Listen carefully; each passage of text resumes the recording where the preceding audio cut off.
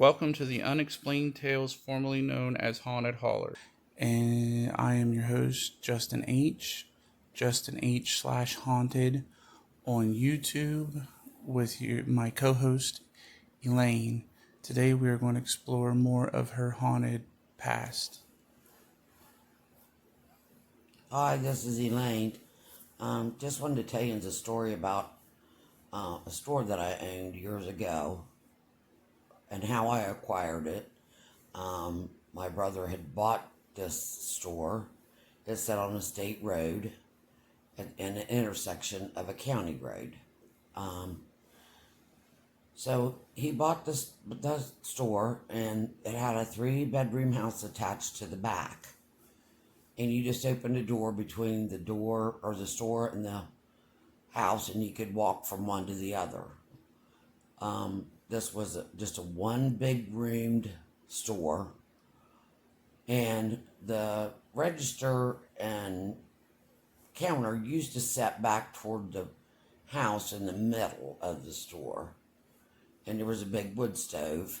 We later had gas heat, so we didn't have the wood stove, but the people that had the store before us, that was where they always kept their bread at. And they had told us that they could not keep bread on that shelf, it just would fly off.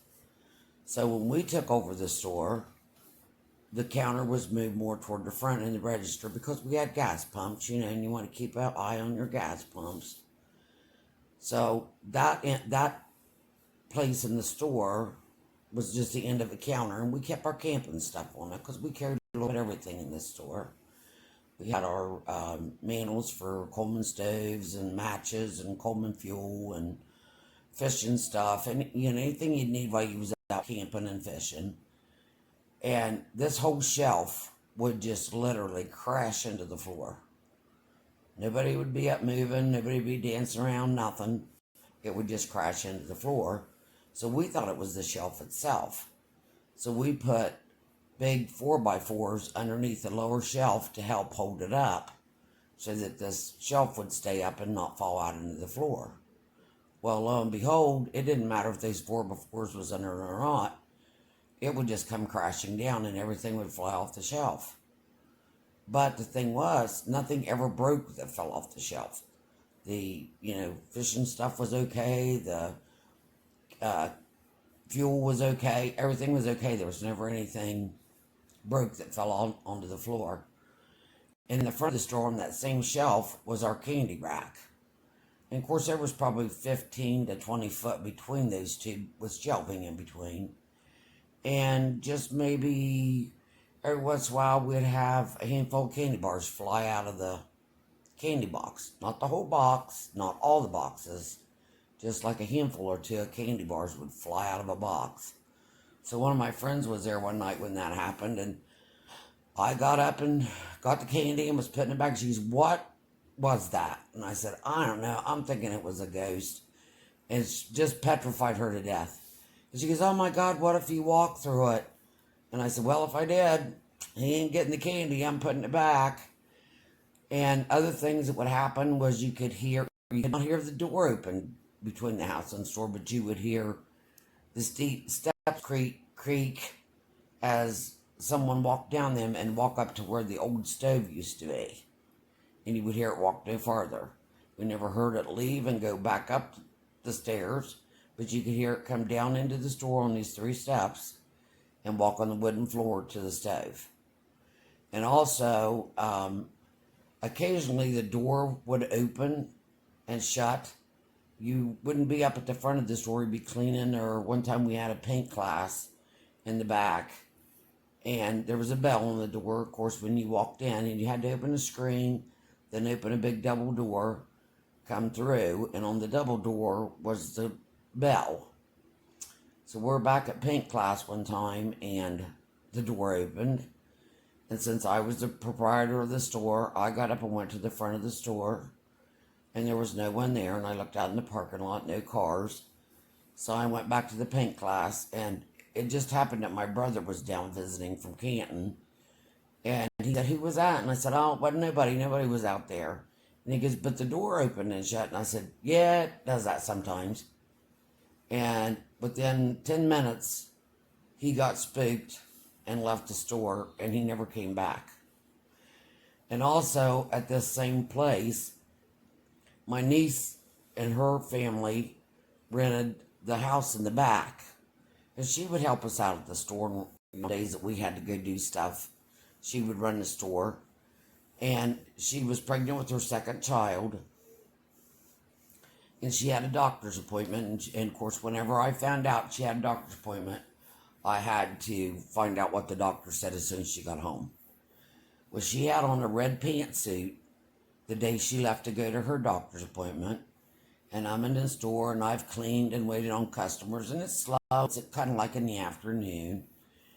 And I hear something, and I look up toward the house, and I see her cross across her kitchen. And I was like, well, that little brat, she come home and she didn't even tell me what the doctor said. So I walk up to the house and call her name. She didn't answer, so I went upstairs thinking maybe she went up and laid down after her doctor's appointment, and there wasn't anybody there. I had just seen the lady cross the kitchen in red, and there was no one there. Well, later on, I saw this same lady. I had been at the store by myself, and it was time to close the store, and I had everything about closed up, and a customer called and ordered a pizza. And they were very loyal customers, so I thought, I can go ahead and make that pizza. And, I'll just wait on them to come and get it. So I told him, yeah, come on down, I'll get your pizza ready. So I got the pizza ready and got it in the oven, had it boxed up, and was just waiting around for them to come and show up to get the pizza. They finally came and got their pizza, and we stood and talked a little bit, and they left. And I locked the front door and turned out the lights and turned to start walking back to the back of the store, and there was a lady hovering in the doorway between the kitchen and the store. And she was just hovering above the floor, and she was all dressed in red. And I thought, is that somebody standing there? And I looked back again, and she was gone. But now I never felt any fear at this store. Sometimes I would feel like there was a presence, but nothing ever was going to hurt me or anything. And we had a washer and dryer there that so we could keep the towels and dish towels and stuff at the pizza kitchen washed up.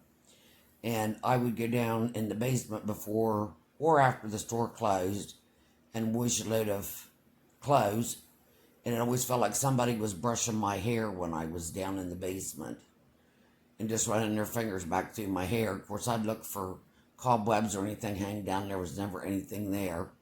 But I never felt threatened or fearful or anything while I was there. And that's the way that story goes. The store building that Elaine is speaking of was built in 1888. I've done a little research on it for some of my stories because for part of my childhood we lived there. I plan on telling you the stories of my paranormal experiences in that place. However, I believe we're only able to do 15-minute videos right now, and we're getting kind of close to the mark. So I'm just going to end it there for today so we don't run over. Thank you for listening to The Unexplained Tales, Episode 2.